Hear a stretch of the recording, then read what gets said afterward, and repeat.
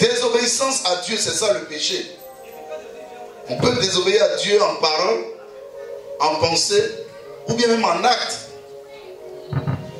Mais une chose est sûre, c'est que s'il y a désobéissance, c'est un péché. Et si c'est un péché, le premier élément que nous voyons ce matin, de ce qu'est le résultat du péché dans la vie d'un homme, il nous sépare de Dieu. Jamais un péché n'a lié quelqu'un à Dieu. Vous ne verrez jamais quelqu'un qui vous dira « Je suis chrétien parce que je suis pécheur ». Non. Je suis beaucoup régulier à l'église ces temps-ci, je prie beaucoup, ou bien je suis beaucoup vraiment dans la ferveur de la prière, parce que tout simplement il pêche beaucoup. Non. Le péché ne va jamais conduire quelqu'un à aller vers Dieu. Le péché va le détourner de Dieu. Le péché va le séparer de Dieu. Prenons Isaïe 59, à partir du verset 1.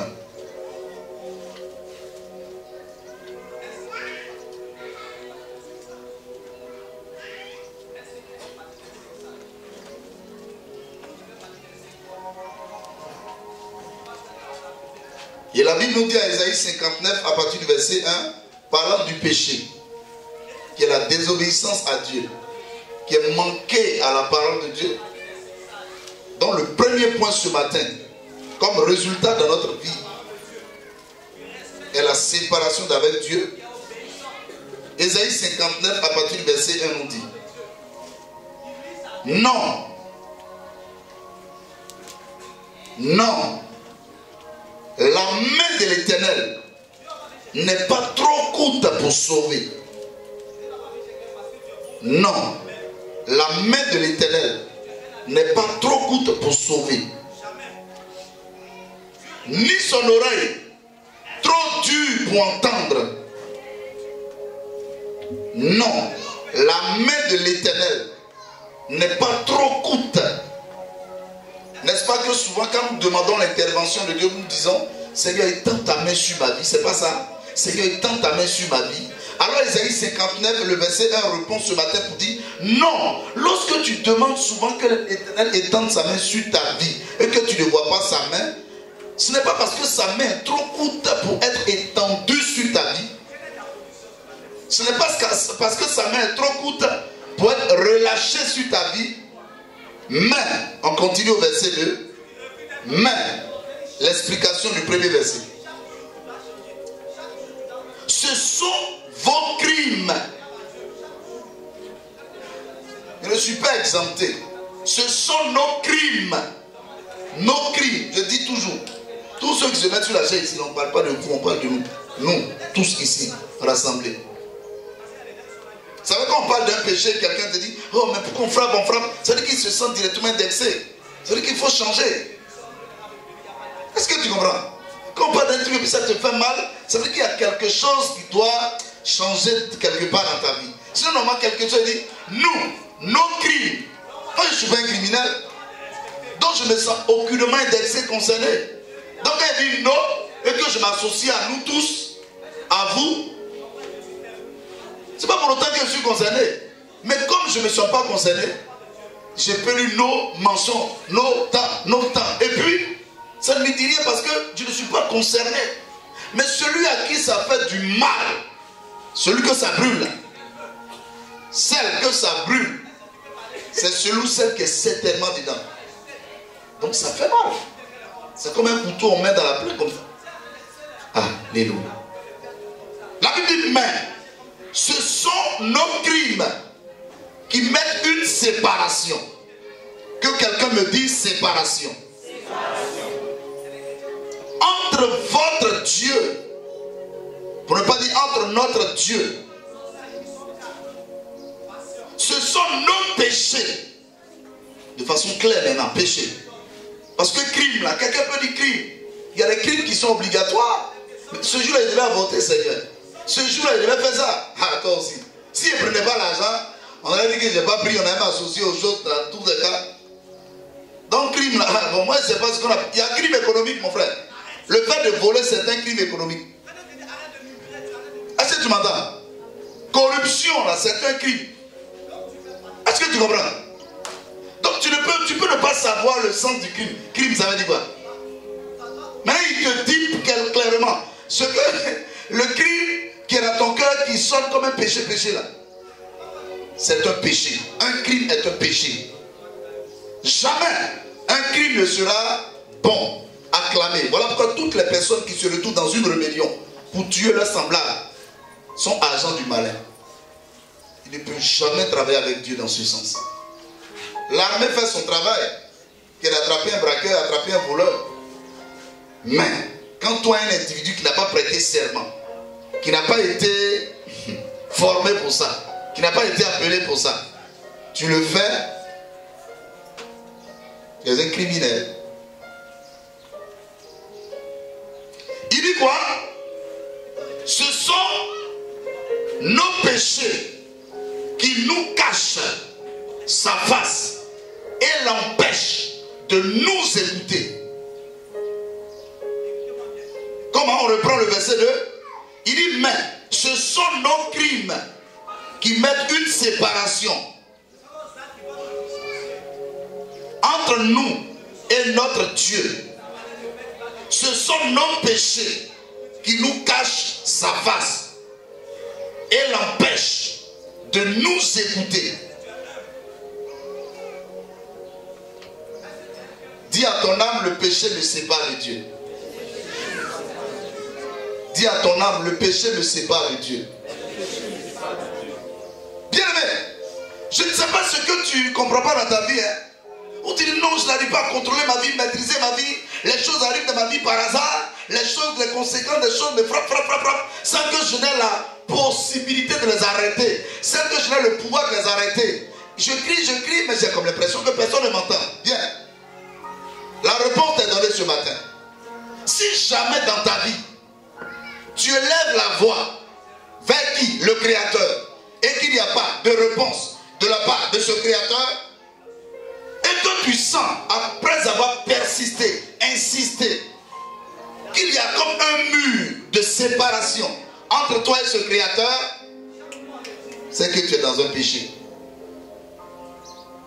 Si tu ne sens pas la paix, la sécurité dans la prière, la sécurité d'appartenir à Jésus-Christ, ça veut dire que normalement quand tu appartiens à Jésus-Christ, il y a une paix, il y a une sécurité. Tout comme moi ce matin, j'ai une paix, j'ai une sécurité. La seule marque que je porte, c'est ma bague d'alliance. Je peux l'enlever. Et puis il n'y a rien. Autour de mes reins, il n'y a rien. Mais je te parle avec sécurité, avec assurance, avec vérité. Et puis il n'y a rien. Rien ne peut m'arriver. Parce que ma vie est bâtie, ancrée dans le sang de Jésus-Christ. Mais quand toi, ce n'est pas le cas à ton niveau, que malgré tout ce que tu fais, malgré toutes les actions que tu poses, malgré même tous les jeûnes que tu fais, tu ne sens pas qu'il y a la sécurité. Bien au contraire, tu sens qu'il y a une séparation. Tu sens qu'il y a une distance entre celui que tu appelles ton Dieu et toi. C'est qu'il y a un péché quelque part. Parce que c'est lui seul qui peut te séparer de Dieu. Et quand lui te sépare de Dieu, tu le sais. Vous savez, quand la relation entre toi et ton Dieu ne marche pas, tu le sais. Parce que l'Esprit de Dieu lui-même rend témoignage à ton esprit que ce que tu es en train de faire n'est pas bon. Mais quand c'est comme ça, ce n'est pas l'homme qui te parle, c'est Dieu qui te parle. Qu'est-ce que tu dois faire? Il faut quitter là. Et qu'est-ce que tu attends là? Tu penses qu'il y a une autre voix qui va venir te justifier, ou bien qualifier, ou bien acclamer, apprécier ce que tu fais? Ce n'est pas possible. La Bible dit, non, la main de l'Éternel là, elle a été... La main de l'Éternel existe. Dieu existe pour délivrer, pour affranchir, pour libérer son peuple et ses enfants. Donc sa main n'est pas courte pour sauver. Sa main n'est pas courte pour délivrer. Sa main n'est pas courte pour affranchir. Mais lorsque nous demandons l'intervention divine, qu'elle ne vient pas, lorsque nous demandons l'action divine, qu'elle ne vient pas, c'est que quelque part il y a un problème. On peut nous-mêmes s'en rendre compte. Je sens qu'il y a un mur de séparation entre Dieu et moi. C'est le péché qui fait ça. Et la Bible a répondu ce matin à ta requête, à tes réflexions. Qu'est-ce qui peut faire ça? Mon frère, est-ce que je ne peux pas attendre. Vous savez, le temps de silence là, c'est un temps de confiance. C'est pas de ça que je parle. où j'écris, et puis il ne me répond pas. Non, ça c'est un temps de confiance. Voilà, ça va dessus. Quelqu'un qui vit dans la vérité, qui traverse un temps de silence avec Dieu, où Dieu ne parle pas. Lui-même, il sait que Dieu est là. Mais c'est parce que c'est un temps de silence. Mais vous savez, ce qui va vous choquer, c'est que dans le temps de silence que Dieu met dans la vie de l'homme, il travaille plus qu'il ne le ferait dans le temps où il parle. Parce que celui qui ne parle pas, généralement, est en train de travailler. Et quand il commence à parler, il y a quelque chose qui se passe dans la vie de celui pour qui il parle. C'est pas de ça que je parle. Non, il y a un temps de silence. C'est pas de ça que je parle. Je te parle du temps, de la période que tu traverses maintenant. Où malgré tes efforts cultuels, d'adoration, de célébration, tu sens qu'il y a un mur de séparation entre Dieu et toi. Je parle de la période que tu vis maintenant, où malgré tous tes efforts, tu sens qu'il y a quelque chose qui ne va pas. Bien aimé, ce qui ne va pas là a été causé par le péché. Et quand quelqu'un pêche, le seul résultat qu'il y a dans sa vie, c'est de le séparer de Dieu. Au fait, c'est l'objectif du péché, séparer. Séparer. Tu me dirais quoi? Non, moi, je ne sais même pas que c'est un péché, c'est vrai. Tu as raison. Mais Adam et Ève, c'est Dieu qui leur avait parlé de manger, de l'interdiction, frappée d'interdiction de manger le fruit défendu, n'est-ce pas? Et le juge ils ont mangé. Eux-mêmes se sont rendus compte qu'ils étaient nus. C'est pas grave. Mais quand Dieu vient là, tu as l'habitude de rencontrer Dieu. Donc quand il vient dans le jardin, il parle, il crie ton nom, tu viens. Mais Adam et Ève se cachent. Il dit Adam. Il dit Seigneur, je me suis caché. Mais pourquoi t'es-tu caché? Il dit parce que je suis nu. Tu ne vois pas que quand toi-même tu pêches, tu as une démotivation, tu as un froid. Vous connaissez la guerre froide? C'est la guerre la plus terrible. La guerre froide. Ça dure 1 mois, 2 mois, 3 mois. C'est bon. Mais quand on dit guerre froide, on n'est pas en parlant. Nous sommes des alliés. Salut-moi. Salutations d'hypocrisie. On est ensemble. C'est un partenaire. C'est un partenaire financier. C'est un partenaire économique. C'est plus dangereux que tout. Et toi, tu sais que tu es en guerre froide avec Dieu. C'est-à-dire que ça ne va pas. Donc tu es là quand on dit adorons le Seigneur. Tu penses que par tes œuvres, je ne sais pas, en termes d'offrande, tu peux toucher. Mais toi-même, tu sais que l'offrande que tu as faite, ça ne peut pas changer les choses. Parce que ce que Dieu veut de toi, ce n'est pas ton argent. Il a besoin de ton cœur.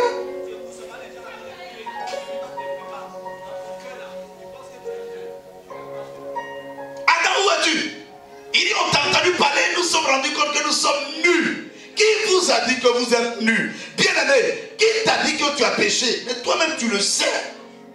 Tu sais que ce que tu fais là, c'est pas bon. Ton esprit même t'accuse, te culpabilise. Au point même que quand quelqu'un parle de péché, tu dis non, vous parlez de moi. Vous parlez de moi. Si jamais les gens savent ce que tu as fait, hein, vous parlez de moi.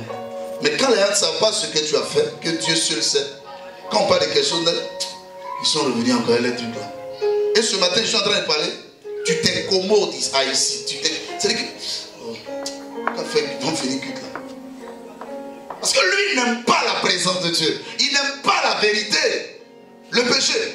La seule chose qu'il peut faire, quand il t'a séparé de Dieu, il t'a eu. Ce matin, je t'exhorte à te relever.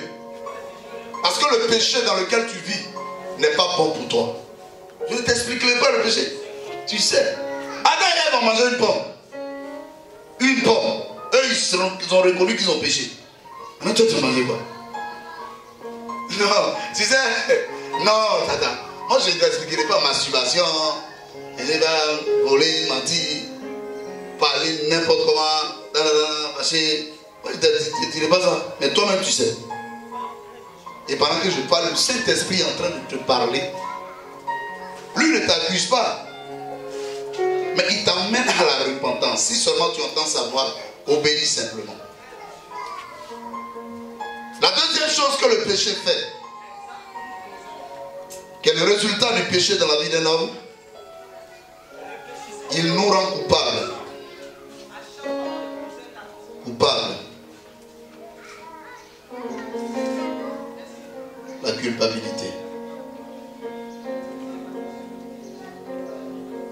vraiment coupable.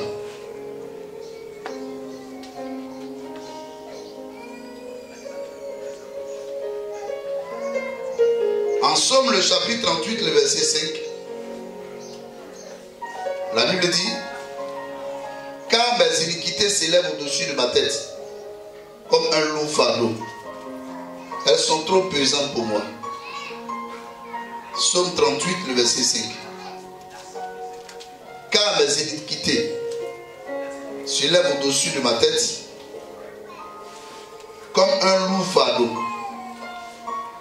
Elles sont trop pesantes pour moi. Mes iniquités. Quelqu'un dit mes iniquités. Vous savez, l'iniquité, c'est ce qu'on fait. On fait, on fait, on fait, on fait, et puis ça devient finalement notre mode de vie. Amar, hein, on fait. Il n'y a pas de limite maintenant. Même quand on vient, pardonne-moi, Seigneur. Seigneur, pardonne-moi, pardonne-moi. Au fait, Dieu même te regarde comme ça. Il sait que dès que tu finiras, alléluia, amen, tu iras dedans. Et en ce moment, Dieu dit, nous sommes dans l'iniquité. Dieu nous pardonne seulement, frère, les péchés. Ça dit, j'ai fait. Je reconnais que je l'ai fait, je demande pardon. Dieu vient me... Mais quand ça devient iniquité, que lui-même, Dieu sait qu'après avoir posé l'acte de repentance, de pardon, je vais retourner dedans, vous savez ce qu'il fait? Il nous regarde comme ça. C'est comme ton fils ou ta fille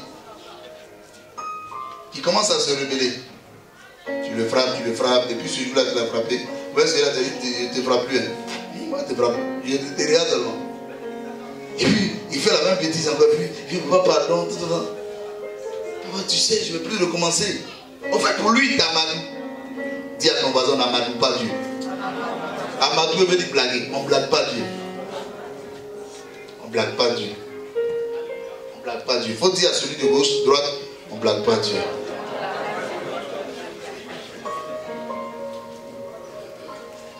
Quand on commence à rentrer dans ce qu'on appelle l'iniquité, ça veut dire que c'est un péché sans fin.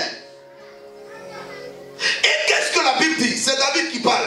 Il dit, mes iniquités s'élèvent au-dessus de ma tête. Vous imaginez sur l'instant que quelqu'un pêche, il pêche, il pêche. Et puis le niveau de son péché monte. Au début, c'est au niveau de la cheville.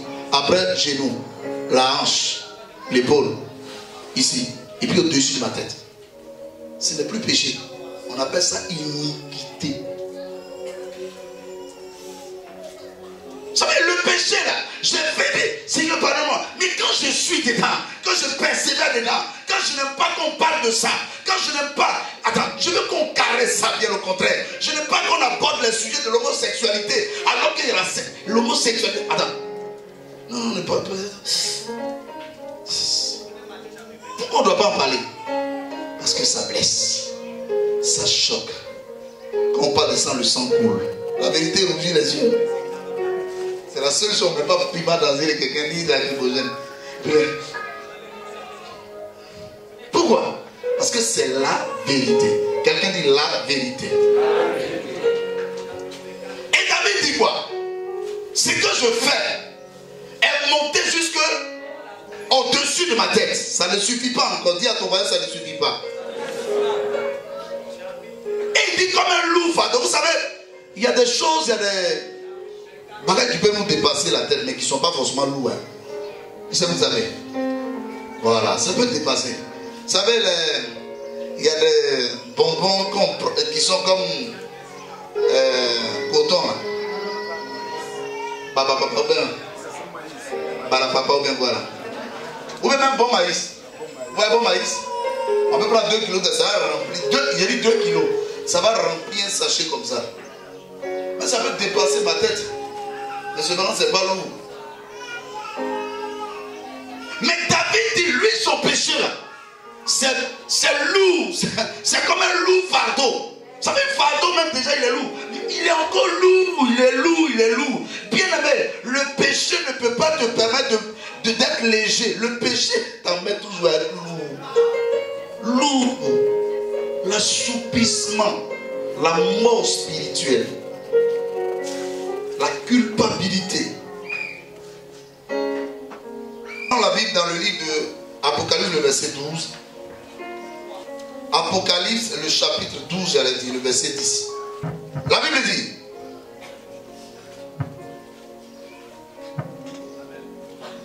et j'entendis dans le ciel une voix forte qui disait: maintenant le salut est arrivé, et la puissance, et le règne de Dieu, et l'autorité de son Christ.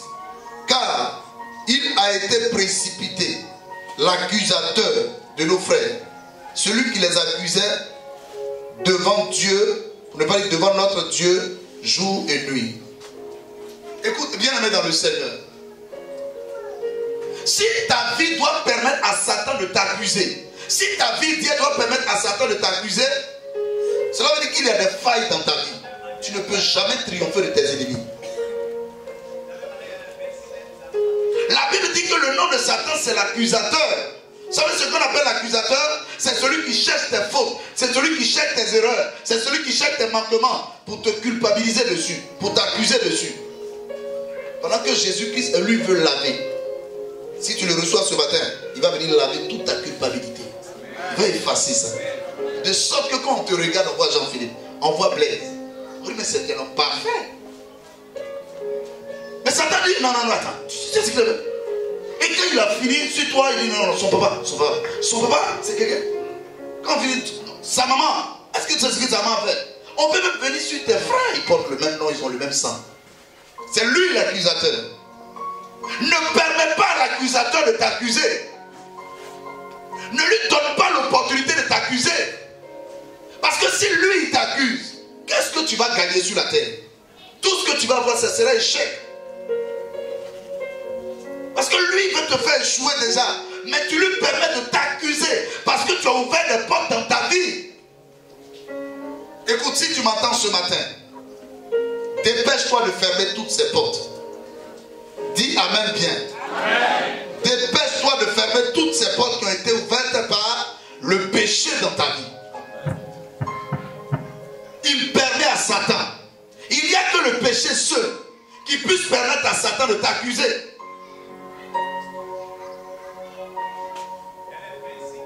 Et tu m'entends ce matin, le diable a commencé à t'accuser sur ce que tu fais. Il a dit, tu sais, il y a beaucoup de maladies maintenant. Hein? Et puis il fait suivre dans ton esprit insuffisance rénale. Insuffisance rénale. Je ne sais pas si tu es là ce matin, insuffisance rénale. Tu vois ce que tu as fait là? Tu vois les jeunes gens, ils sont frappés d'insuffisance rénale. Et toi, tu n'es pas loin de là. Et puis tu sens des douleurs. Peut-être même que tu as été diagnostiqué. On a dit ton rein a commencé à être touché. Et quand tu es assis, tu dis, oh, mais c'est normal. J'ai trop fait le mal. Non, moi je ne mérite pas guérison. Là où je suis passé, là c'est trop. Celui qui met dans ton esprit que tu ne mérites pas la guérison, c'est le diable. Et il t'accusera encore plus si tu ne donnes pas sincèrement ta vie au Seigneur Jésus, en abandonnant totalement le péché. Tu m'entends ce matin? On a dit que tes reins ont commencé à être touchés. Tu allais faire des analyses, tu as vu que c'est bizarre. Tes reins ont commencé à être touchés. Et le diable te dit, mais ce que tu as fait là, ça répond parfaitement au mal que tu as commencé à avoir. Si l'autre fois que tu vas voir, c'est normal toi aussi. Même après 5 ans, même après 3 ans, il fait cette réclamation. En d'autres termes, tu n'as pas encore fermé certaines portes, certaines fenêtres dans ta vie. Tu ne les as pas encore fermées. Donc lui, il les ouvre et puis il dit, ben, tu vois, ça, tu l'avais fait. Et puis tu dis, j'ai fait. Quand tu fais, il y a d'autres fenêtres qui ne sont pas encore fermées. Parce que tu as ouvert ta vie. Il dit, il passe par ces autres fenêtres-là encore. Et tu vois ça, alors toi, tu ne vas pas t'en sortir. Je te dis que tu ne vas pas t'en sortir. Lui, c'est l'accusateur. Parce qu'ici, l'Apocalypse dit que l'accusateur de nos frères. Qui sont nos frères? C'est ceux qui sont souvent dans la foi. C'est ceux qui veulent s'exercer à attacher leur vie au Seigneur Jésus. Maintenant, pendant que Satan t'accuse, si tu pêches encore, quand sera-t-il de ton cas?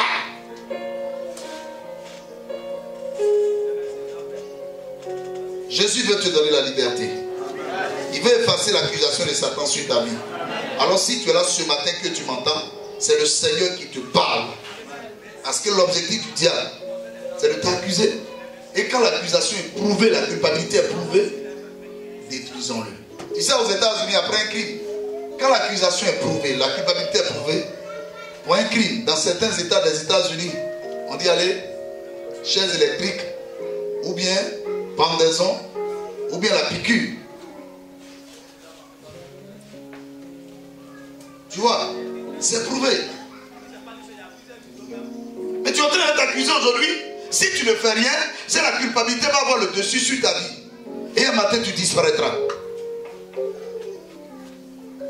Pendant que tu entends cette parole de l'évangile, dépêche-toi de prendre une résolution ferme ce matin.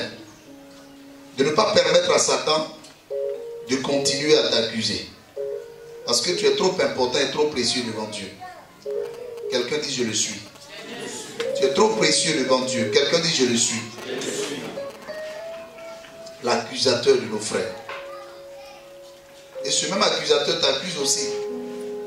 Souvent il te dit, mais toi tu vas réussir. Comment tu as tellement fait des choses.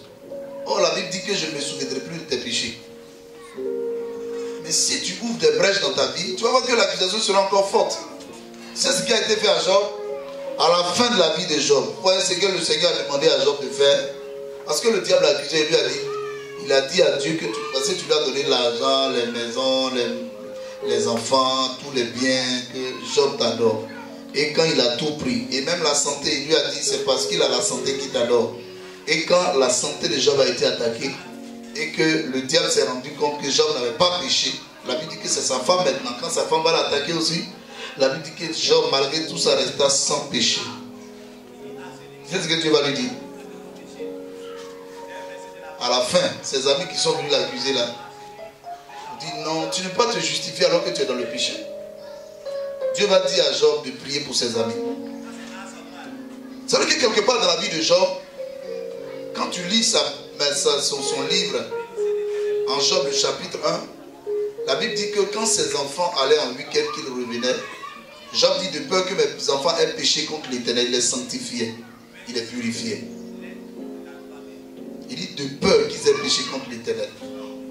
Mais ses enfants, il va les perdre, tous.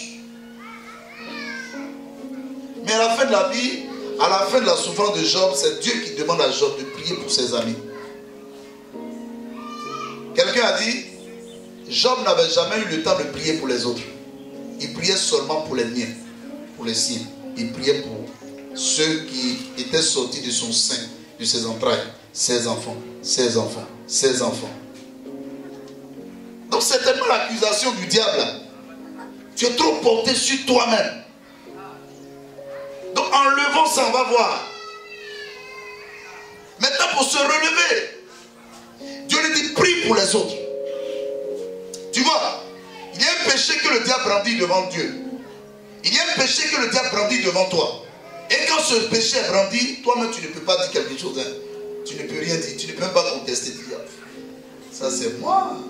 Ça veut dire on dit frapper, moi je ne suis pas dedans. Si on dit voler, je ne suis pas dedans. Mais le diable dit, ma femme vraiment, ça là, ça c'est moi-même. Et moi j'aime trop les femmes. Il dit, eh bien, la maladie que tu as là, c'est une femme qui t'a donné ça. Et tu vois que comme tu as péché en couchant avec elle, tu ne peux pas guérir. Tu as fait l'interdit et puis tu as eu ce mal. Tu vois, tu peux être guéri. Et tu dis c'est vrai. Vous savez, il y a des gens qui arrivent à un certain niveau de leur vie où ils croient que ce qui arrive, ce qui se passe est normal. Oui, c'est ce qui est la réalité. Mais la vérité dit quoi? Jésus veut te laver de cette culpabilité. Il veut te délivrer. Voilà pourquoi ce n'est plus normal ce qui t'arrive. C'est-à-dire que si Jésus-Christ vient par son sang effacer ton péché, il ne doit plus avoir les gènes du péché qui sont la maladie dans ta vie. Tu dois être affranchi totalement. Est-ce que quelqu'un m'entend ce matin?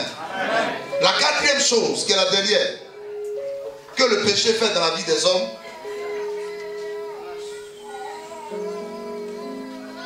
il exige la peine de mort. La peine de mort. La peine de mort. Il exige la peine de mort. Quelqu'un dit je ne mourrai pas, mais je vivrai. Je ne mourrai pas, mais je vivrai. On On prend Ézéchiel, le chapitre 18, le verset 4.